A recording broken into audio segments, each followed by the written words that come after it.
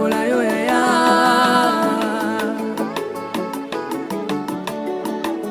Yawe nanga tongwama, yawe tongwama nanue. Singa nanga tongwama, yawe tongwama nanue. Apui nanga sanzwama, yawe tongwama nanue. Zambe na luka na losango, yawe tongwama nanue. Chers téléspectateurs, très heureux de vous savoir encore nombreux en train d'attendre cette émission, la dernière heure, qui est présentée par votre humble serviteur, le prophète Patrick Nzana. Donc aujourd'hui, nous sommes là, le samedi 12. Nous sommes déjà à la veille de l'entrée triomphale de Jésus-Christ à Jérusalem, donc la fête des rameaux, comme on les célèbre. Donc les enfants de Dieu, nous sommes censés les célébrer parce que tout ce qui concerne Jésus nous concerne tous déjà. Avant d'aller loin, je tiens à dire merci à l'équipe. Je vois Valentin Bolongel à la régie et à la prise de vue. Je vois Abel Kassongo à la réalisation, Patrick Komba, qui Dieu bénisse, toute la grande équipe. Et vous qui êtes là en train de nous suivre, que le Seigneur vous bénisse. Vraiment, prends le temps parce que l'émission se passe en direct. Prenez le numéro 089 80 83 982. Donc, tu peux appeler à tout moment pour une préoccupation, un souci, demander une prière. Nous sommes là à votre disposition. Et déjà, je tiens, avant d'aller encore plus loin, d'annoncer déjà que l'Église Chapelle des Disciples et Chadi ainsi organise un grand programme qui va débuter déjà ce dimanche 13. Donc ça va aller du dimanche 13 au dimanche 20. Donc nous sommes là du lundi au jeudi de 17h à 19h45. Et spécialement les vendredis, ce sera une chaîne de prière. Nous commencerons à 6h pile jusqu'à 18h. On fait la pause, on reprend à minuit jusqu'à 12h. Ce sera une prière de 24 heures du temps, mais en mettant une pause de 6 heures. Donc, je reprends 6h à 18h. De 18h à minuit, pause. Et de minuit encore, on va reprendre jusqu'à 12h juste. Ce sera des moments très forts dans la prière. Il faut aimer la prière. Donc, c'est pour les amoureux de la prière. C'est pour les amoureux de l'intercession. Donc, venez là, venez nombreux. En tout cas, du coup, je lance cet appel aux habitants de la ville province de Kinshasa. Donc, même ceux qui sont en vacances, ceux qui ont opté Congo comme deuxième patrie, vous êtes invités. Ceux de Brazzaville, je vous invite. Ceux de Bas-Congo, vous êtes les bienvenus. Donc, nous sommes là. Déjà, l'adresse est Maindombe, numéro 66, quartier Kilimani, direction Chute de Lofoy, dans la commune de Kitambo. Donc, vous qui allez emprunter hôpital Vélodrome, il y a un arrêt qu'on appelle Chanik, vous pouvez prendre cette direction, c'est ça, Chute de Lofoy, et vous allez arriver sur Maindombe 66. Ceux qui emprunteront la chaussée Kassavubu, c'est entre pont Lunda Boulolo et Maison Bungu. Il y a un arrêt qu'on appelle Mabaya. Pour vous aussi entrer par là, vous allez arriver sur les lieux. Donc la voie est praticable. Donc nous sommes là, nos portes sont ouvertes déjà. Ce dimanche déjà, on démarre les hostilités. Le thème principal, c'est l'atmosphère de la croix. L'atmosphère de la croix, bien aimé. Nous allons expliquer la croix de fond en comble, que si le Seigneur le permettra, je sais qu'il l'a permis déjà, et ce sera des moments où nous allons expliquer la croix. La croix, c'est la gamme complète du salut intégral de l'homme, donc du corps, de l'âme et l'esprit. Ça va t'accompagner de ta vie sur terre jusqu'à l'éternité. Donc la croix, c'est la base. C'est le point culminant. C'est la base, le socle du christianisme, la croix.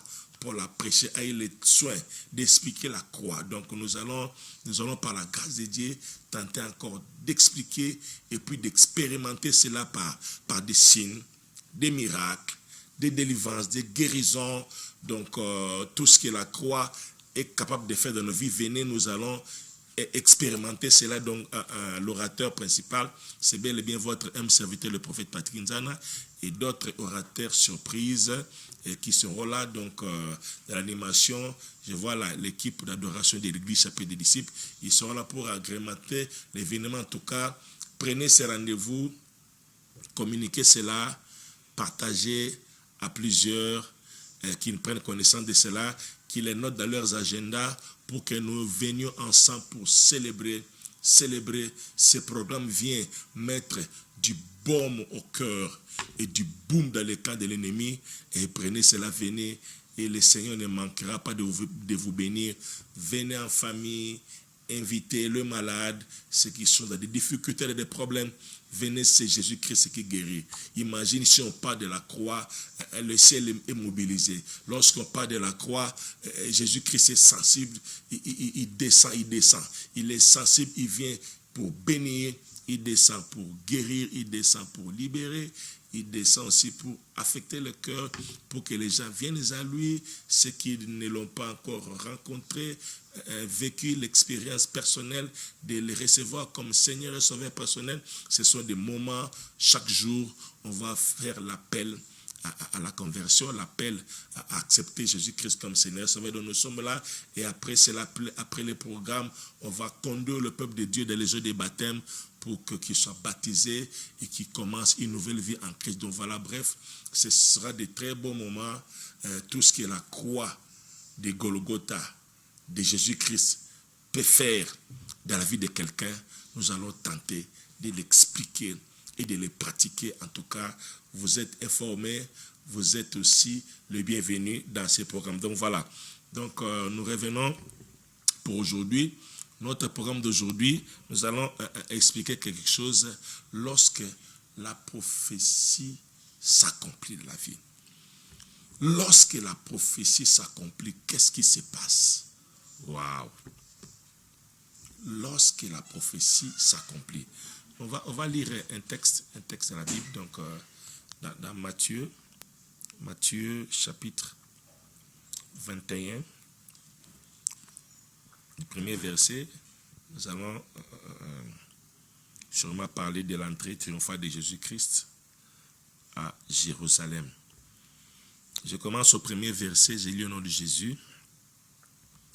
Lorsqu'ils approchèrent de Jérusalem et qu'ils furent arrivés à Bethphagée, vers la montagne des Oliviers, Jésus envoya 2 disciples en leur disant: allez au village qui est devant vous, vous trouverez aussitôt une ânesse attachée et un ânon avec elle. Détachez-le et amenez-le-moi.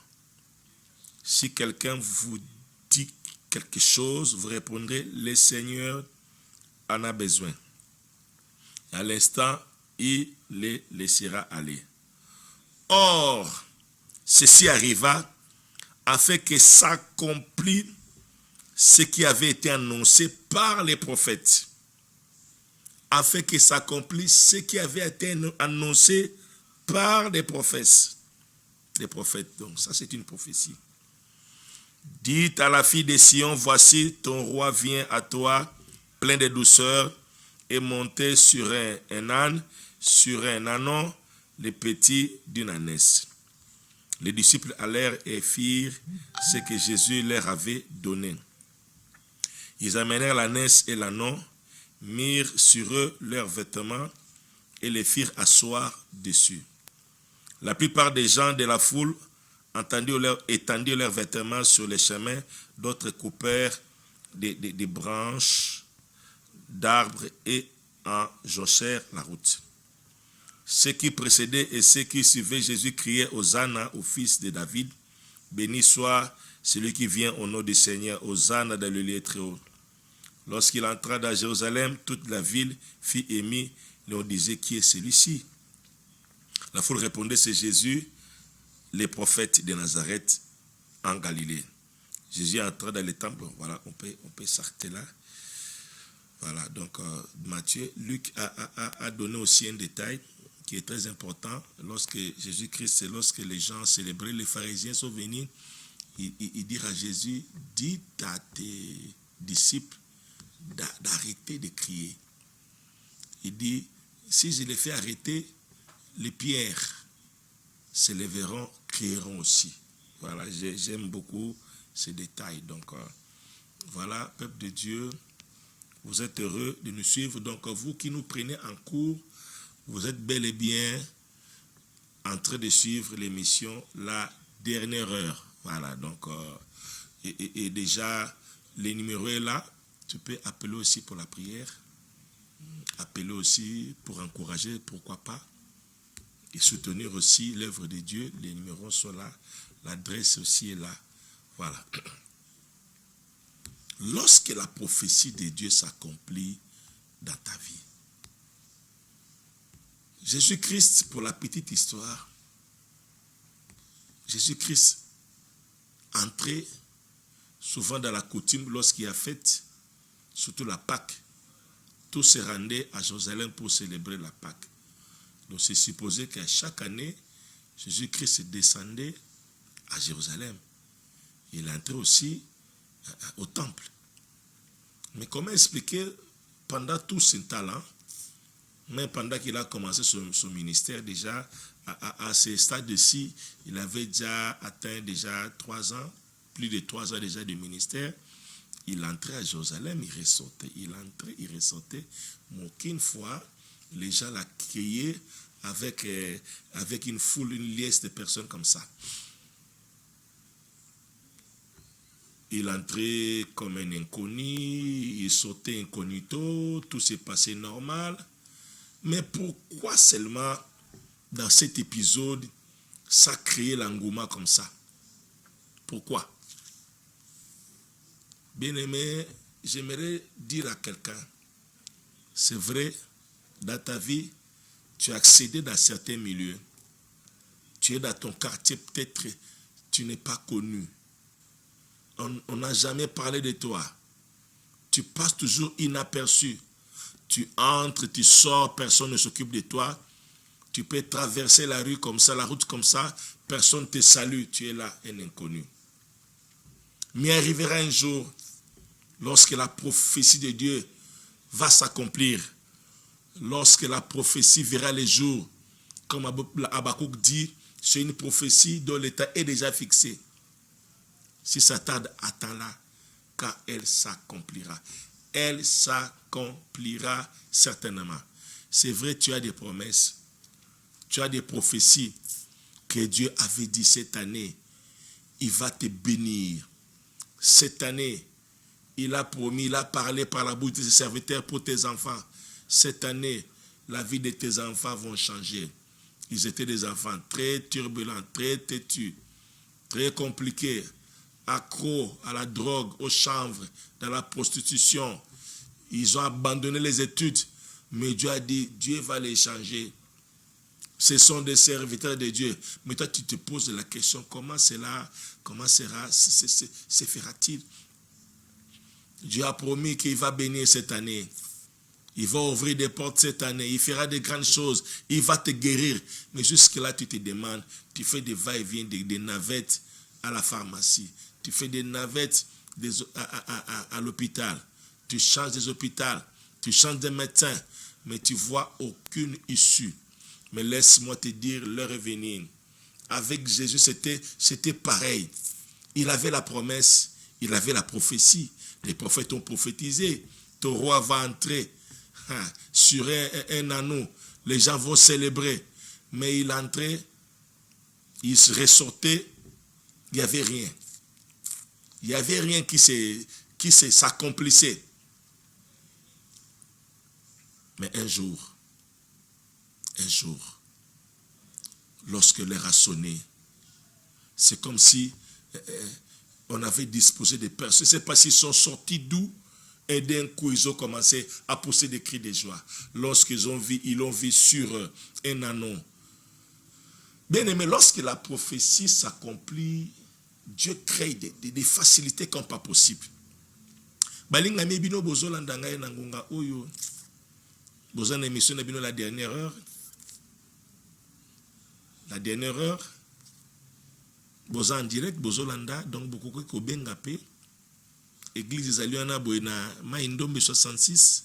Tozaliana lobida tuzo banda mabongisha minene. Ya minene ya makasi, je vous dis, te lancer après déjà yaka. Makambo toko limbola toko expliquer atmosphère de la croix. Oyo Yesu asa ne kolusu. Oyo tango zo pousa ne kolusu ba bénéfices za nini. Tango zo pousa ne kolusu, tango zo leka ne kolusu eza nini. E kolusu banda wapi. Lisole kolusu banda wapi banda ndenge nini. Pona ko bike kolusu fosa la nini. Toko ya semenyo so toko limbola yango toko expliquer yango. Et pour aller l'autre jour expliquer tango lisakole kokisa makamuni ne komaka. Mais j'aimerais t'informer ce qui lisakole comme une apporte et accomplissement des fois déjà avec kokisama. Osa na promesse, tango osa na promesse, oso vivre déjà les contraires à makambo yo nzamba lobi. Oso vivre les contraires. Nzamba bi azo pambola yo, mozo vivre bokaoki. Abezo tombola yo, au contraire, ozo kita lisusu. Abezo fungola banzela na yo, banzela yo kemiko kangama makasi. Rappelez-vous, tanga tindi Moïse a libéré bana et Israël en Égypte, tanga komi a un message de délivrance. Mais qu'est-ce qu'ils n'ont pas vu? Souffrance et se multiplier. Cependant, le message est venu de Dieu clair, a été libéré, a informé Pharaon, a binaek nzambe, yalo la tindi, n'a été libéré liboto ba ko langai. Qu'est-ce qu'ils ont vu? C'est le contraire. Bamoni passe se multiplier.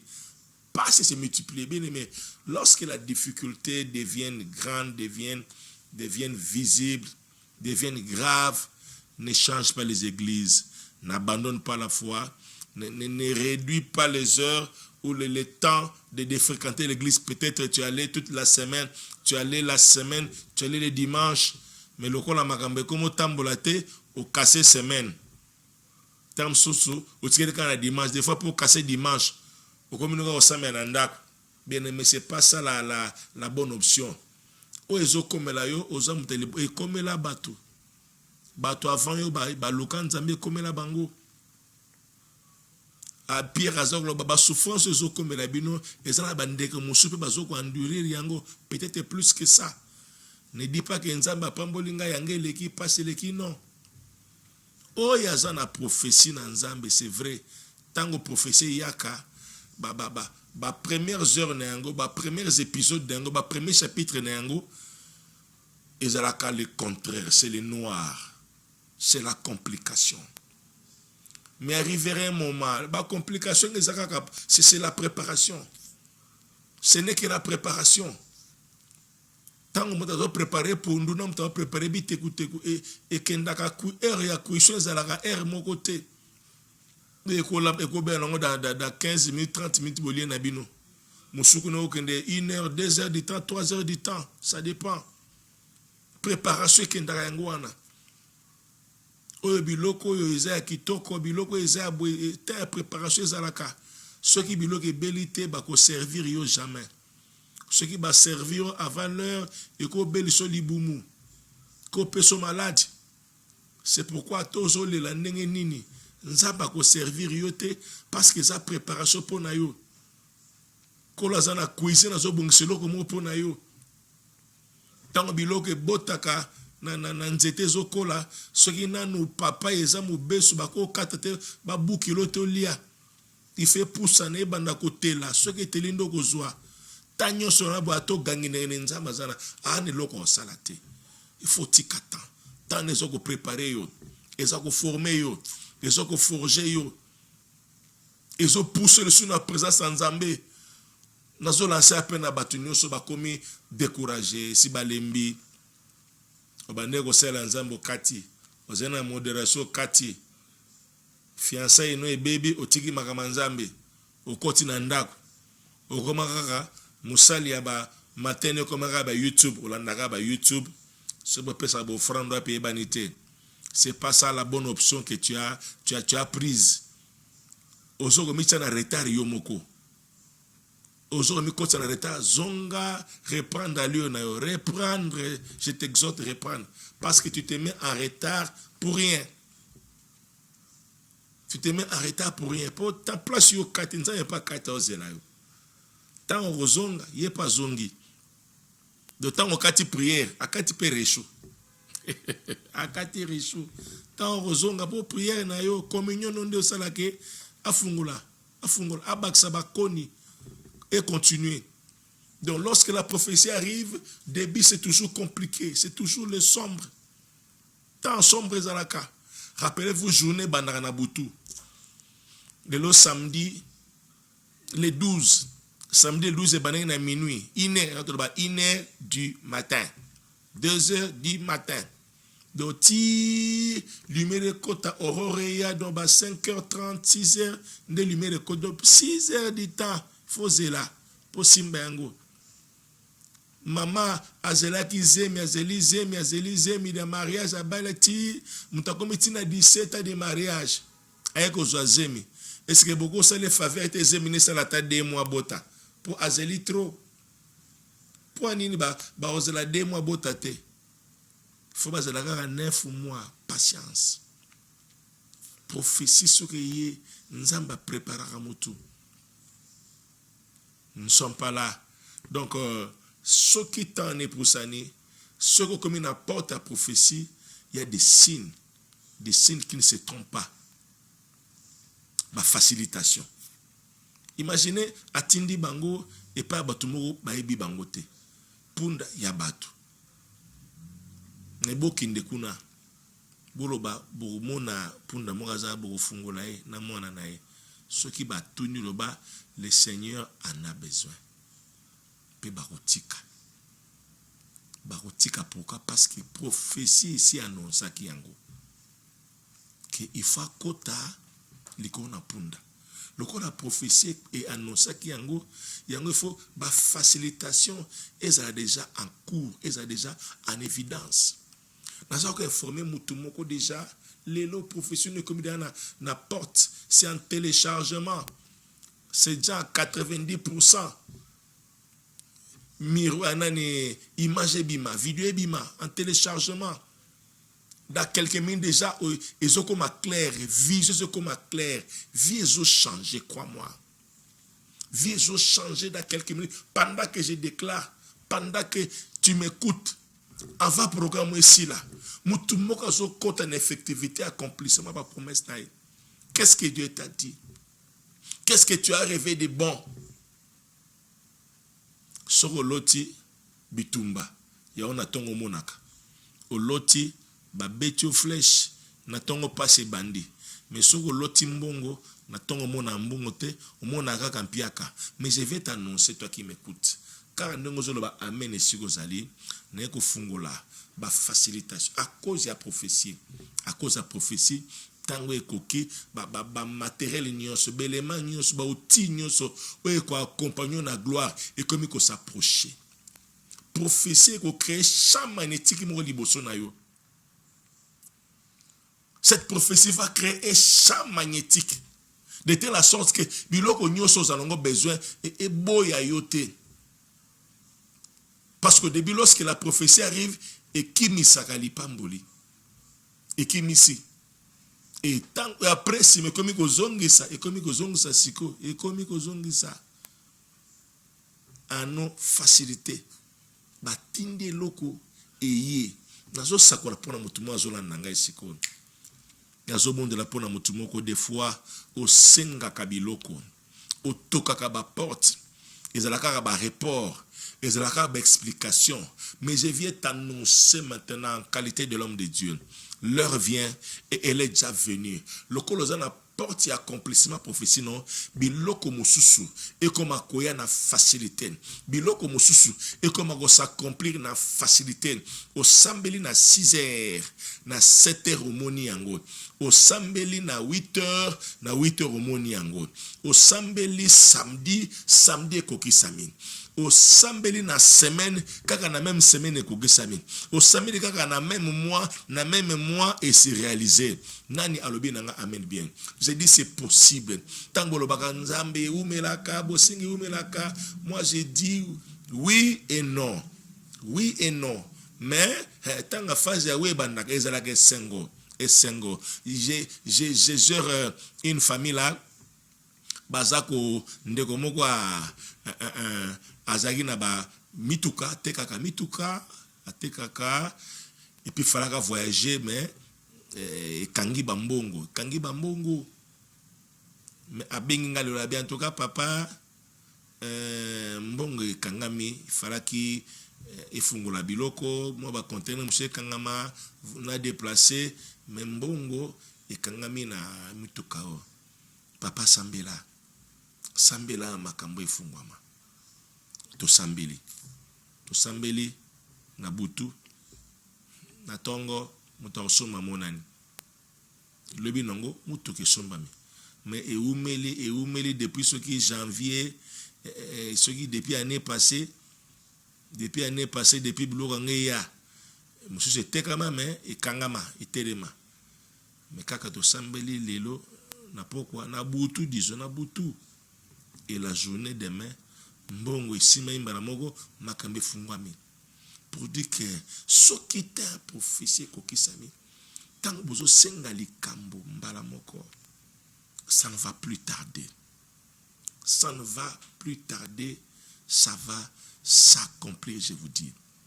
Ça va s'accomplir, je vous dis. Il y a encore d'autres témoignages. Quand on a même famille, on a besoin de dossier grave dans le tribunal. En tout cas, lobby est compliqué. Quand on a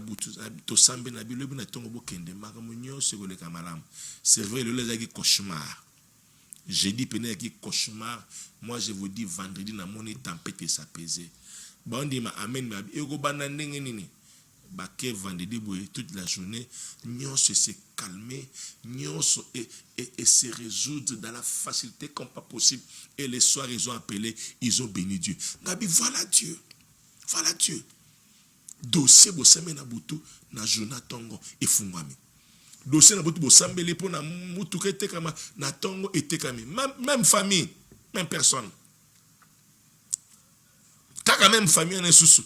Moi ça soloba na bisenga be mobali obozana ye afungulo motema peso confiance makasi biloke beloko pesa yo même ba voyage ba ko tindo voyage be kindo sele biloko boy na PC message wana 2 jours après l'homme l'appelle a bien en tout cas na otinda yo osala ba voyage vous sentez que biloko ngo ezalaka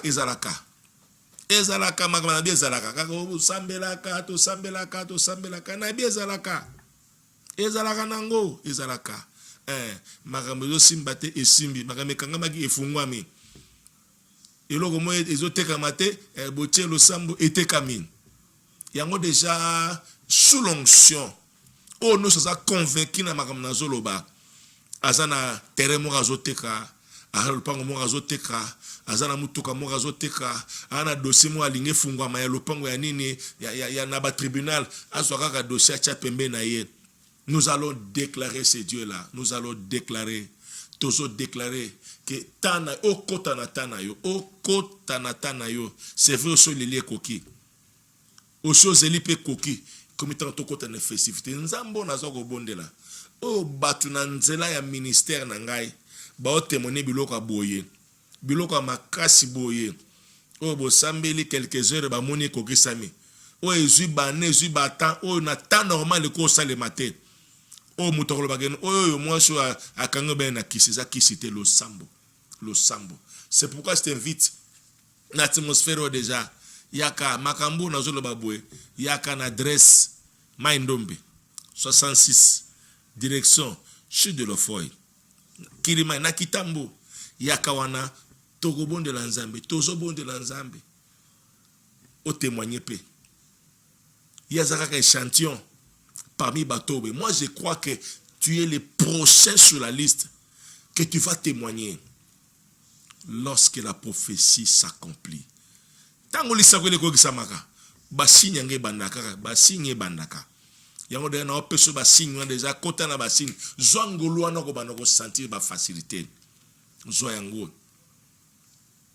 ba utile ko zala na disposition na yo tango Yesu azui punda tango bakoti batongo so bazalaka wapi kala kotaka amonaka bango te kala bimaka bakipaka ete mikaka jour na bakipe ye nazo sakola ekomi tango après priero nzamba cha batu na nzela na yo nzamba cha batu na nzela na yo bato bako reconnaître que oza nzambe bato bako reconnaître que oza yo moko te bato bako ndima ke nzamba za na yo bako peso nzela bako célébrer miracle na yo bako célébrer ministère na yo bako célébrer onction na yo bako célébrer mariage na yo bako célébrer diplôme na yo le revenu na zo sacré mutu moko soko bimaki na petite porte mbalo zo kota na grande porte bato bako célébrer yo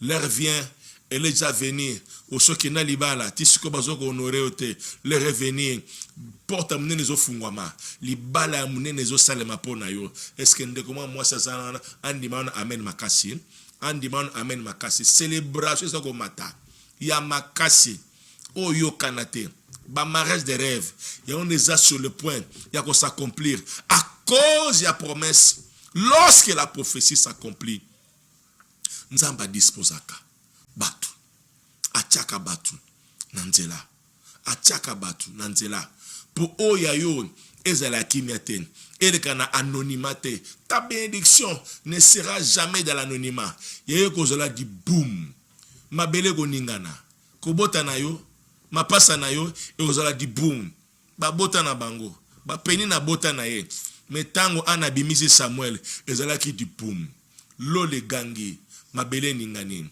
batu bazwaka batu bakendaka mais oya yo ekozala somo bakotuna monso basukola ke wapi okotaki mezonini mais eza tango lisako lekogisa maka nzamba pango sakame ya misu nzamba esuyaka yango ndeko nango kokima te kokene musika te ko regretter te ndingo pona nzela nzambe kloba teke tana zaki na mo pagano na gina mibali 4 5 azo kipenga sikona komo fanda kaka boye nzambe likamunini yango eske ko sale neza pasi tika yango ndingwana tika yango ndingwana tika yango ezala ndingwana ndima pasi wana ezata muke eza muke makasi umeli par rapport à nino zana concurrence dans mutute eza kosila je te dis pour na Israël ebima Égypte ezaleka journée moko mais pour Égypte ebima na kate Israël ezoki 40 ans pour bakota na terre promise fallait que na ki Égypte na kata bango ebima sima bakota nisika elaka yango fananye tika Égypte ebima kati non ebima et nazo ndima nazo mona déjà que c'est ebimé comme na suka na mona que comme na suka comme tana yo j'aimerais te dire entrer triomphal wana boye akota kanae baki parate mbalo akoti bat bakipe ndeko na ngai bat ba okipe mbalo bat ba okipe promotion na yo bat ba célébrer ngo mariage na yo bat ba célébrer diplôme ba no bat ba célébrer ngo ko mata na yo ko voyager na yo bat ba célébrer ngo matin na yo album nous na studio na loba na muyimbi moko album nous na studio zo préparer ngo bien aimé au salaba album suki 4e album yango boye ozomone loko tenga bimba lo bimisa nzambazano producteur azate suki ba manager bazate na bilola et c'est petit ordre lance-toi kota kende pour komitana yo batu bandima batu ba célébrer na osakola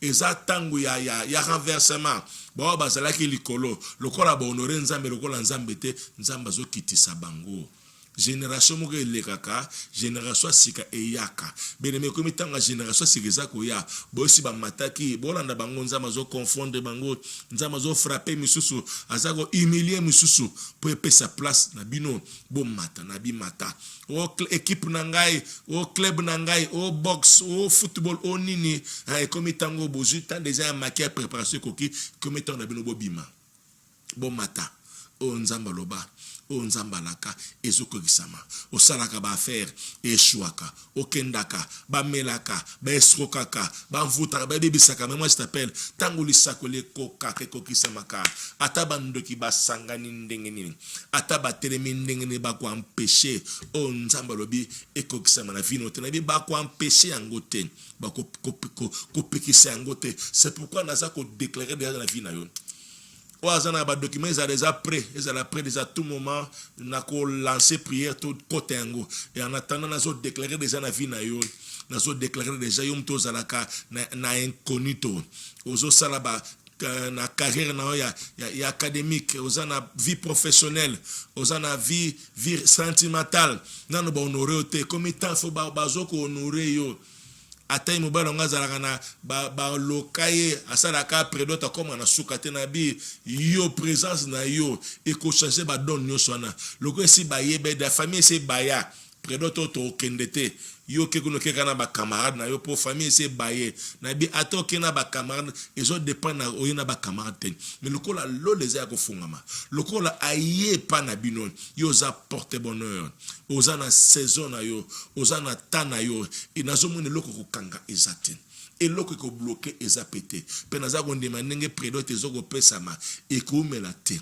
na bikaka ndenge pesami aneu kaka pe aneu zo bala na oki amen na otan kaka pe aneu zo ko bala lo ba amen bien o ba dossier voyage ba dossier ba inscription et sali 2 ans et umeli na bitango ngwe koki tango ngo koki tango yango ekoki parce que derrière chaque message il y a un esprit qui l'accompagne yango esprit na yo mto ninga ekanga yo esimba yo ozana ba dossier na immigration universelle quelconque ya Italie ya Canada na Europe wapi na soki na Chine soki na Inde soki wapi na Turquie na bi efungwa mana kombo na Jésus Christ nzamba cha bato acha facilité acha na bato ebite bazala wana ba accompagner yo na dossier koteke na musala bazana ba relation bazana bato yo zana mutute poza na prophétie ko bangate ozana motute mozana prophétie yango moko et au créer mécanisme et au créer fait d'engrenage et ko simba mitema bato et ko toucher bato na bato ba bioté bazana kata boîte ba osala ba démarche pour kota na tembo na au vivre accomplissement ya prophétie. N'est-ce pas qu'il est dit dans Apocalypse 3:20 je me tiens à la porte et je frappe. Si quelqu'un qui est dedans attend ma voix, il ouvrira. Donc, ça n'a pas tout souci. Nous sommes basés à na kati. Ada na kati a boîte. Azalaka yo tango tokia fungo la porte. Wow. Kobange lo côté. Kobange lo côté. Ato ebena mo nzamba, il y a des hommes providentiels. Bato na nzamba sa bongisa. Yesu azo kota aeba kite.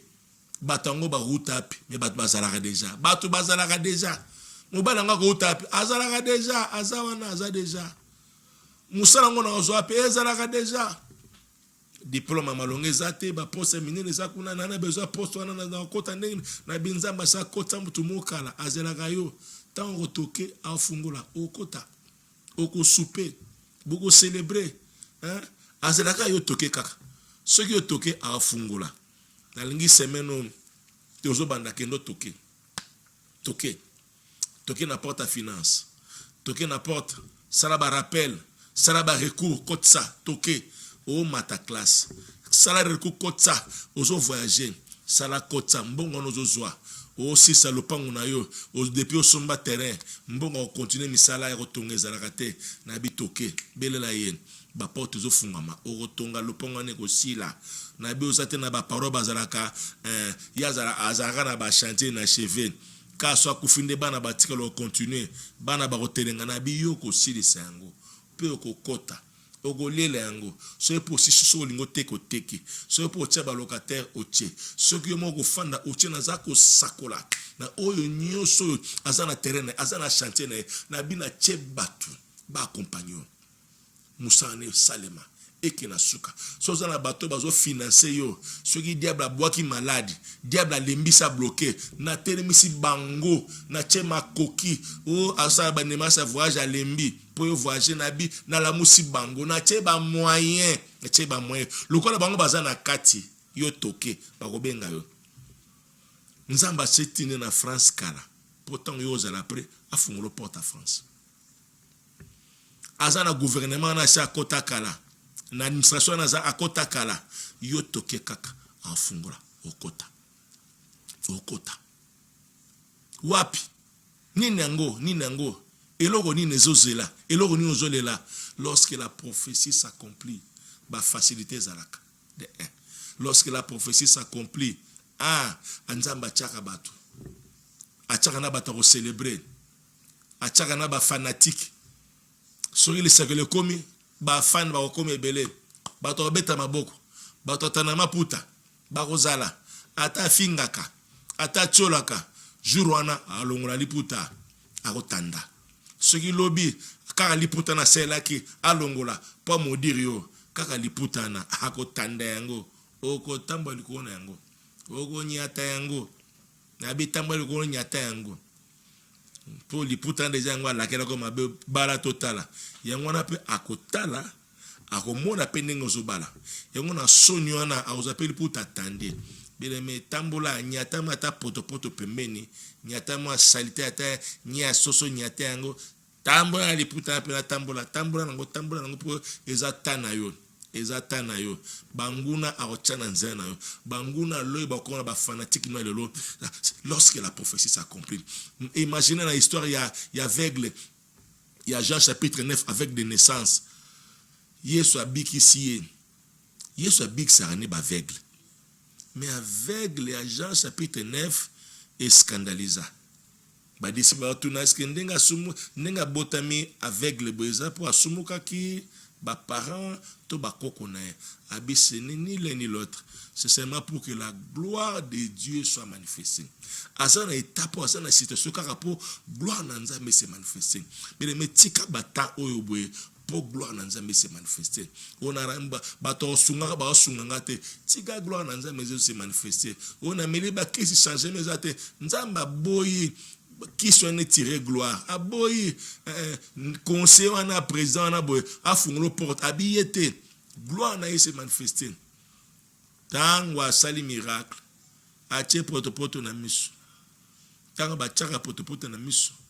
passe comme au makasi tanga bazui poto za zelo tanga ba zelo na miso ça fait mal yom to na besoin au mona au lieu mona passe baksami lisusu ba passe zo que ça ba passe asuka na beza ba passe asuka kalate azo tinda yo na réservoir silwe kende zo koma asuko le miso amoni clair na bilelo eza mukolo yo fo mona clair tango prophétie ça s'accomplir il faut yo au mona clair mona clair na likamuna voyage mona clair na likama bota na yo mona clair na likama santé na yo mona clair na likama mobile na yo mona clair na dossier parcelle wana mona clair na dossier voyage na bi mona clair na dossier ban na dossier santé na dossier famille dans le nom suprême de notre Seigneur Jésus-Christ mutu wana biki mais compliqué batu bazon di mateke ezaye to ezayeti batu ba polémiquer batu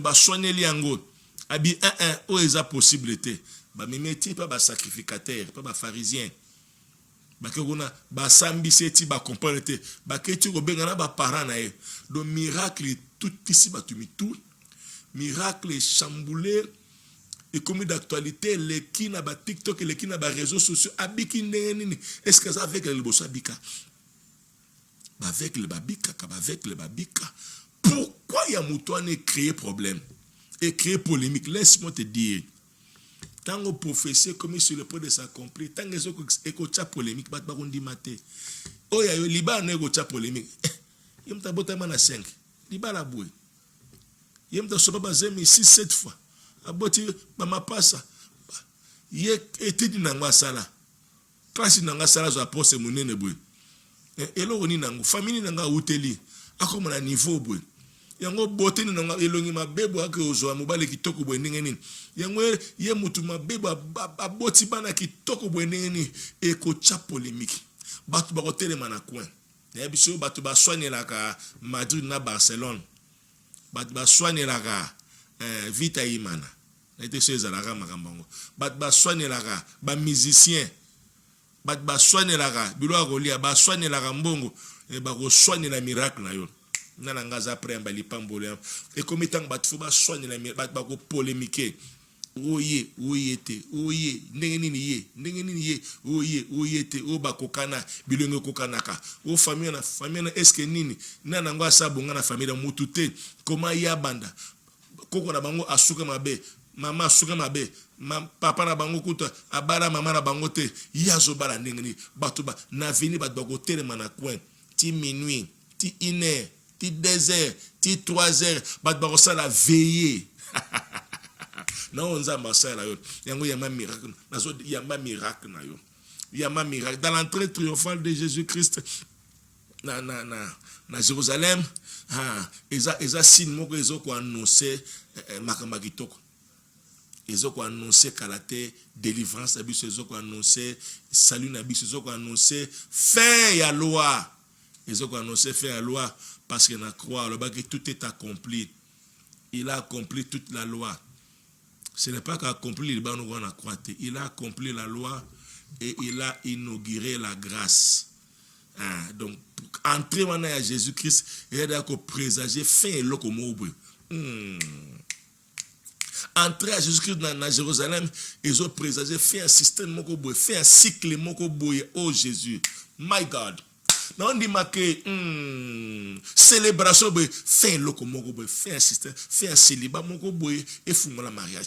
Fait à pauvreté mon boy et fungo la richesse. Fait ya locataire mon boy et fungo la propriétaire bailleur. Fait ya cotonner aux vitesse, aux élan, aux ouverture. My God.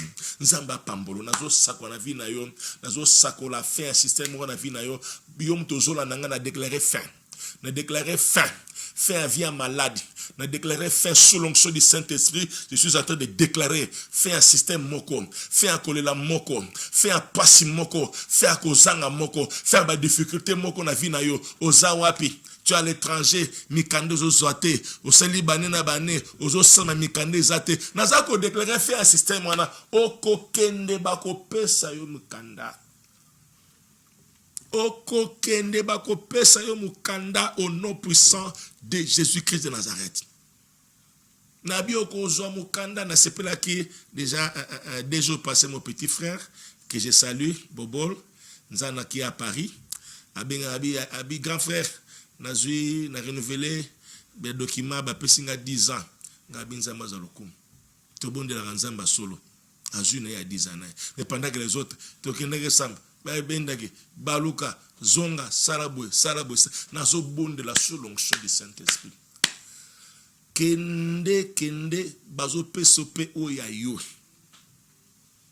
bazo pesope mukanda na yo zwa 10 ans na yo zwa 5 ans na yo fanda soki pongo zwa nationalité no zwa ya yo na kombo na Jésus-Christ zwa na bizwa système moko ezo sila entrer à Jésus aussi sa système moko et fungula système asika na le bilelo nenge to célébrer dimanche à Rameau to célébrer entrée triomphale à Jésus-Christ na Jérusalem na bi système moko ezo sila système ba mort subite na zo kata yango système akofanda rasima bato na loponga famille na zo suspendre yango système ya opération ya robota na ba césarienne ya okenda libala kozonga na loponga famille na zo ko arrêter système wana dans le nom puissant de Jésus-Christ de Nazareth.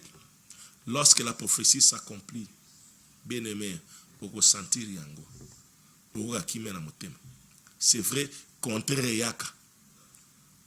Nakata contraire goya, pour ressentir, il faut persévérer. Tant que je peux ressentir, tant que je persévérer, qui mezo matana motema. Assurance, le kolo soju, le kolo so bongi, le kolo so baile benso kande lo kezate. Assurance soit déjà. Tant assurance c'est ça que yaba que les pambole les sont musikate ata passer mati okomi dembekisate okomi la poisonté okino kosala kindumba te okino ko escroquete otika la kimia parce que na kimia ndesika salut nous ezali et après on a bisio ba signe nzamba otia bato ba facilité ko yokango et ba que tant ba facilité ezali ba que porte se fungwami bato ba tondi de nanzela pour nous célébrer ba terminer nanzela pour nous accompagner. Tant que bazo ko accompagner pour dire que système ngeza ko sila système asigeza ko banda ozala ki ko sala sima bato comme ton nzama pa peso entreprise ya yo ba treba sala sima na yo ba bane ko futa yo mais kalate yo po bano futa bato Merci.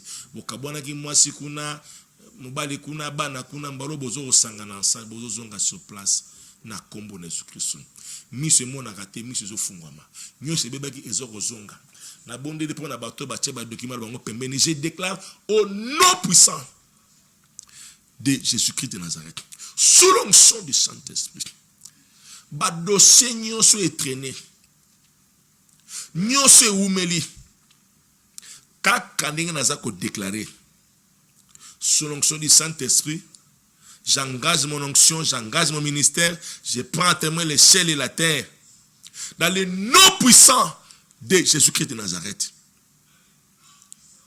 Dossier les cas. Moi, on a voyagé pour l'habitude. Dossier les cas. Pour s'installer à l'étranger. Dossier les cas. Yozan Liban Mboka, dossier les cas. Bape Mikanda, aux résidences. Nabi dossier les cas. Terrain n'était kama. Le pont n'était kama. Mituka n'était kama. Ba machine, on a ba parents n'était kama. Au nom puissant de Jésus-Christ.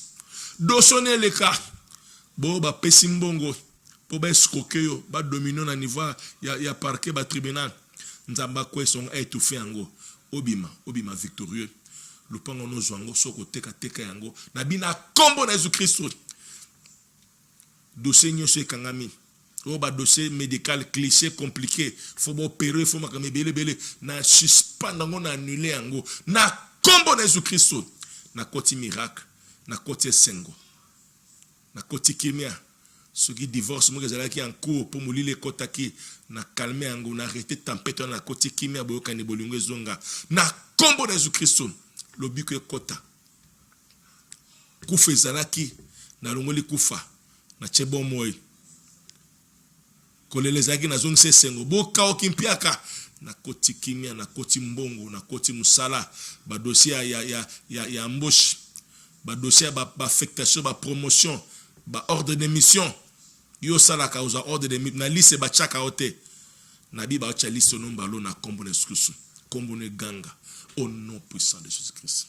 Soyez tous bénis. Soyez tous bénis. Ba masakolo nyo sabino. Yo moto persévérer, yo moto zeli, yo moto o abandonner te. Yo komitango okota, pekota na bi lelo kota. Kota na kombo na Jésus-Christ. Amen. Amen, amen. C'est vrai, tu as une émission. Merci. Ndenge Bolandi. En tout cas, nous avons tenu à rappeler Bisso que déjà, demain déjà, du 13 au 20. Déjà, le 8h30, 11h30, nous sommes là, dans la présence de Dieu. Et puis lundi, Makamezo Banda. Lundi, tu bandi. 17h, tu démarrer. Jusqu'à 19h45, tu ici. Mardi, tu zongi. Mercredi, jeudi. Tu clôturer la semaine jeudi. Mais vendredi, tu zongi sur chaîne de prière. Tu as prière à 24 heures du temps. 6h, 18h, tu te poses. Minute te répandre jusqu'à 12h, tu clôturer. Les amoureux de la prière, venez. Nous allons chercher Dieu. Pour le fungwama, il faut m'abeler et activer en gros. Tout ce que vous délirez sur la terre serait délicieux. Donc pour délirer les pambola lola, il faut le sambo. Zoata na lo sambo. Zoata na lo sambo. Zoata na kolukanzambe. To lukanzambe. Batomingo ba fungwama na bonzambe. Na makamba compliqué. Ba zoata na kolukanzambe. Nzamba peso makashona. Tchango na agenda na tchango na programme na yo. Et le Seigneur ne manquera pas de vous bénir. Donc kanga rendez-vous na kanga adresse Maindombe numéro 66 na Kitambo de Sochi de l'Ofoy. Invité baninga invité bandeko tokutaniwana et merci beaucoup nzamba pambala to si on a pour na sikol na bi merci na Valentin Bolongele, merci na réalisation Pati Komba na pamboli équipe nyonso na pamboli famille nyonso chapelle de disciples boya bobenga na to ya famille les événements monene et puis na bombe nos surprise na ko annoncer binoti na fin il y a programme. Donc en attendant que Dieu vous bénisse, prenez soin de vous. On se retrouve le mercredi la prochaine émission d'Abisso, la dernière heure. Bye bye, que Dieu vous bénisse.